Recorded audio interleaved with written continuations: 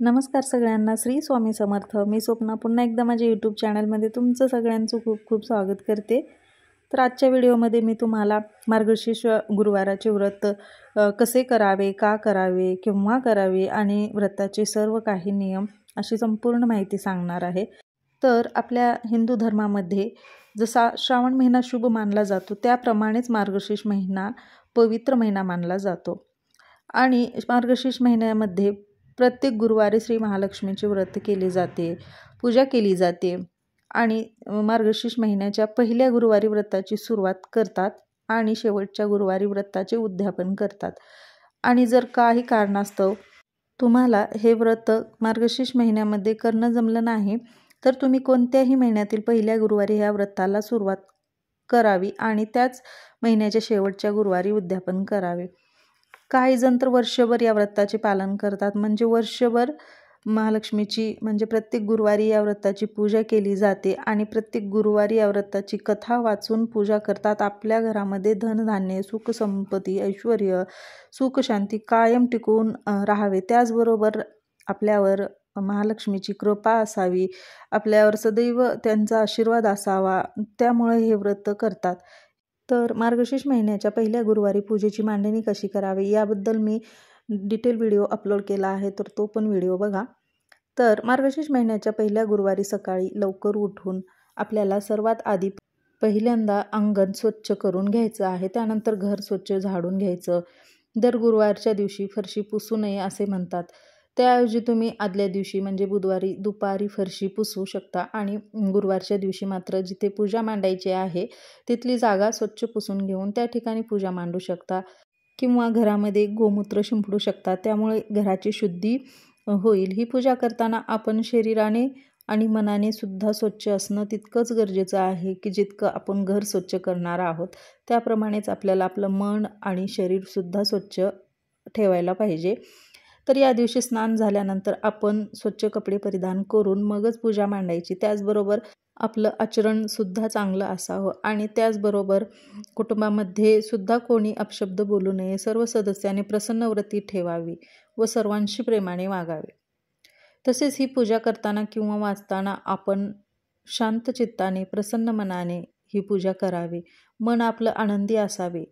आणि हे मार्गशीर्ष महिन्याचे गुरुवाराचे व्रत चालू असताना कधी कधी आपल्याला आकस्मिक अडचण उद्भवते. तर अशा वेळी काय करावे? तर अशा वेळी उपवास जो आहे तो जरूर करावा आणि पूजा, आरती आणि पूजेची मांडणी, त्यानंतर पूजेची उत्तर पूजा, हे सर्व जी विधी आहे ते दुसऱ्याकडून करून घ्यावं.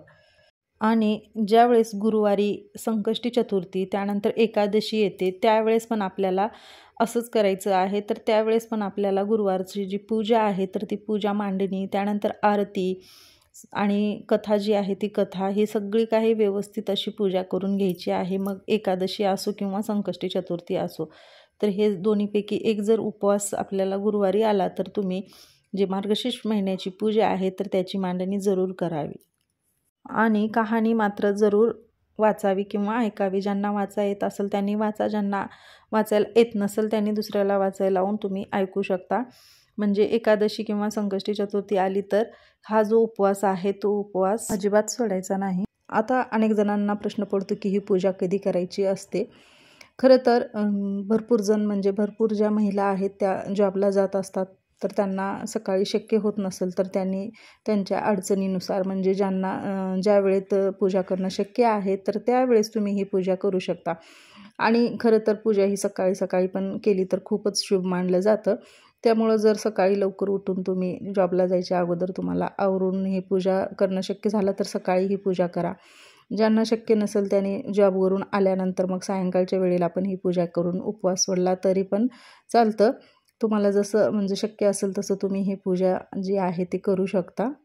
सायंकाळची जी वेळ आहे पूजेची ती 4च्या पुढे ही पूजा तुम्ही करू शकता. म्हणजे सायंकाळी 4 ते 6:30-7 वाजेपर्यंत तुम्ही ही पूजा करू शकता. तिन्ही सांजेला लक्ष्मी येण्याची ही पूजा करू शकता. तर ही गुरुवारची पूजा कशी करायची? तर या दिवशी दिवसभर उपवास करायचा असतो आणि सायंकाळी देवीला नैवेद्य दाखवून मग तो रात्री सोडायचा असतो. या दिवशी सायंकाळी गाईला सुद्धा नैवेद्य द्यायचा असतो, म्हणजेच की गाईची पूजा करून गोग्रास म्हणजे गाईला घास द्यायचा असतो. ही पूजा संपूर्ण झाल्यावर शेवटी आपल्याला कथा ऐकायची असते. किंवा वाचू शकता, तुम्हाला वाचायला येत असेल. ज्यांना वाचायला येत नसेल अशांनी दुसऱ्याकडून वाचून घेऊन मग ती ऐकली तरीही हा उपवास पूर्ण होतो. आणि ही कथा किंवा ही पोथी जर तुमच्याकडे नसेल तर मग तुम्ही यूट्यूबला पण लावून दिलं तर सहजच तुम्हाला यूट्यूबला पण ही कथा मिळून जाईल. तर यूट्यूबमध्ये ही कथा पूर्ण आहे, तुम्ही तिथं पण ऐकू शकता. म्हणजे तुम्ही मोबाईलवर लावून पण ही कथा जी आहे ती पूर्ण ऐकायची. आणि मग त्यानंतर आपण जो नारळ घेतलेला आहे, म्हणजे कलशाला जो नारळ वापरलेला आहे तोच नारळ आपल्याला बाकीच्या पण गुरुवारी वापरायचा आहे. आणि नारळ सोलून वगैरे घेऊ नका, कारण सोलून घेतलेला जो नारळ आहे तो थंडीमुळे त्याला तडा जाऊ शकतो. म्हणून नारळ जो आहे तो सोलून घेऊ नका, कारण तडा गेलेला नारळ पूजेला घेत नाहीत आणि मग आपल्याला तो नारळ बदलावा लागतो. त्यामुळे शक्यतो न सोलताच नारळ वापरा, त्यामुळे नारळाला तडा जाणार नाही. आणि आता विड्याच्या पानावर जे आपण साहित्य ठेवतो ते साहित्य, तर त्यामध्ये खारीक, खोबर, हळकुंड, बदाम, सुपारी, खडीसाखर, तर तेच साहित्य दर गुरुवारी वापरायचं असतं. तर ते साहित्य पण नाही बदललं तरी चालतं, फक्त आपल्याला जे विड्याची पानं आहेत तर ते दर गुरुवारी बदलायचे. म्हणजे फुलं, पानं हेच आपल्याला दर गुरुवारी नवीन नवीन लागतं.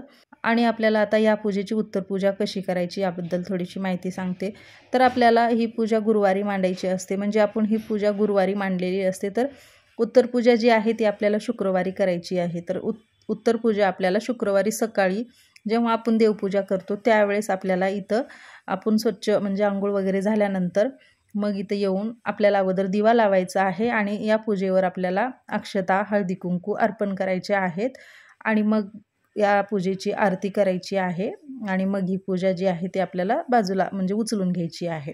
तर अशी याची उत्तर पूजा करायची शुक्रवारी सकाळी आपल्याला.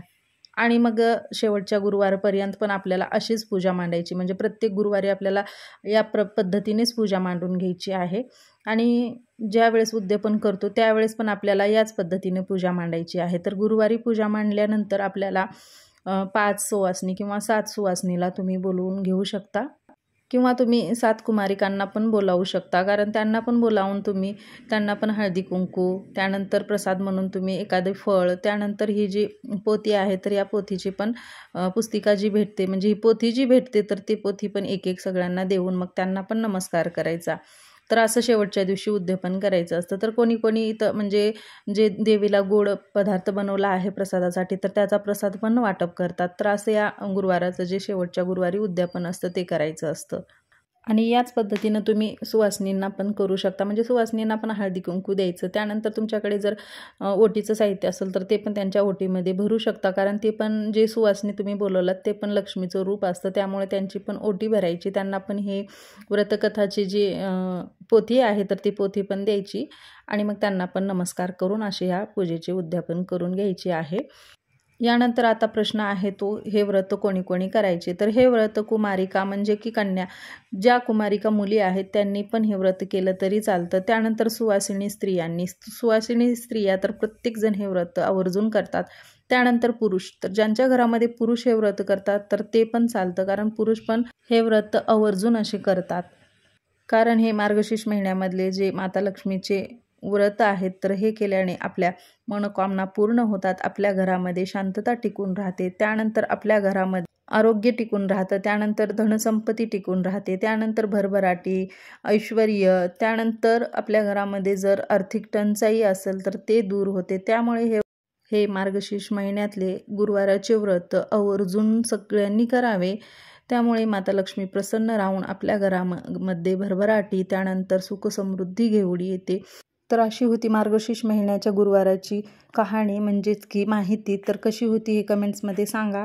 व्हिडिओ आवडला तर व्हिडिओला लाईक करा, चॅनलवर जर नवीन असाल तर चॅनलला सबस्क्राईब करा आणि भेटूया अशाच व्हिडिओसोबत आणि अशाच माहितीसोबत. तोपर्यंत सगळ्यांना श्री स्वामी समर्थ. आणि हा पण व्हिडिओ पाहिल्याबद्दल तुमचे सगळ्यांचे मनापासून आभार.